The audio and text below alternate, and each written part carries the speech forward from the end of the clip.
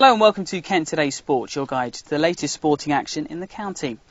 Now, Kent Sport lost one of its most controversial characters last week. Jim Thompson, the man who brought Maidstone United into the Football League, then saw his dream disappear, passed away aged 75. Jim Thompson is a man who'll be long remembered.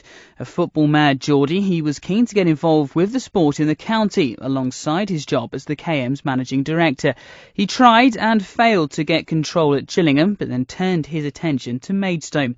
Jim took the club to become one of the leading lights of the non-league game, causing cup upsets and knocking on the door of league football. Thanks to him, that door opened and stayed open for non-league clubs as he introduced promotion and relegation from the Football League and got the Stones into that level of football. Unfortunately, his dream died as he was unable to get planning permission for a new ground on the land now identified for the Kent International Gateway Freight Depot. It cost the club as their previous ground was already sold and the Stones resigned from the league and fell into obscurity. KM Group President Edwin Borman knew Jim well and said he didn't deserve the criticism he got from some quarters.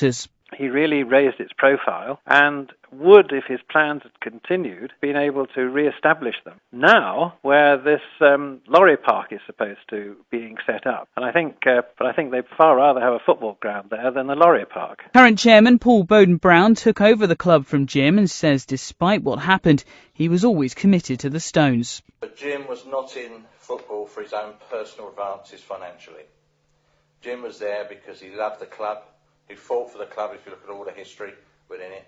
He had a lot of people around him, but he was Jim Thompson. Jim Thompson, you never argued with. I've only had one argument with Jim, and that was when I was buying the club off him. And I lost it before I even started. It's perhaps ironic that as Jim leaves us, many of the problems he wrangled with, the battle to get the Stones a new ground in the county town and keep them solvent, are still yet to be dealt with. His beloved Maidstone had to rally to get anything out of the West Kent derby. They fell behind to a John Westcott goal in 4 minutes, and the Angels' new goal-scoring hero, Carl Rook, made it 2 with the closest of close-range headers. It all looked pretty bleak at half-time for the Stones, but Mishak Nugent was on hand to get them back into the game in the second half.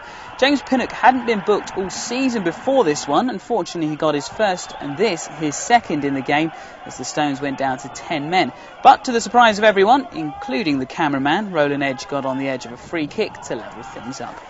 Now, Gillingham actually managed an away win at the weekend. Curtis Weston's goal was the only one of the game with Morecambe. They'll have to pick themselves up from what was a hard-fought match ready for the midweek trip to Port Vale. Mark Stimson says he wants to make 3 loan signings by the end of the transfer window. One of them could be Charlton striker Chris Dixon. Well, Charlton themselves are slipping fast. They're now 8 points from safety in the Championship after a 4-1 defeat to Sheffield Wednesday at the weekend. Phil Parkinson apologised to the fans for his side's performance. Ebbsfleet, though, are back to winning ways. They beat Rushden and Diamonds 1-0 thanks to a Neil Barrett goal. Back to the Ryman Premier, and there's more misery for Margate. The Gate went down 3-0 at AFC Hornchurch. Ross Wall scored the first and then doubled the Urchins' advantage. Chris Lee found the net late on to push Margate further into the relegation mire. Neighbours Ramsgate got a point against Wealdstone but could have had all 3. They took the lead but then went 2-1 behind before Ryan Royston equalised. Jay May then missed a late penalty for the Rams. Dover are 25 points clear at the top now after beating Ashford Town and Middlesex 2-1. Second place Staines lost more ground after drawing 0-0 against Dartford. The game of the day in the Ryman South was the derby between Whitstable and Folkestone. Folkestone won that one 1-0.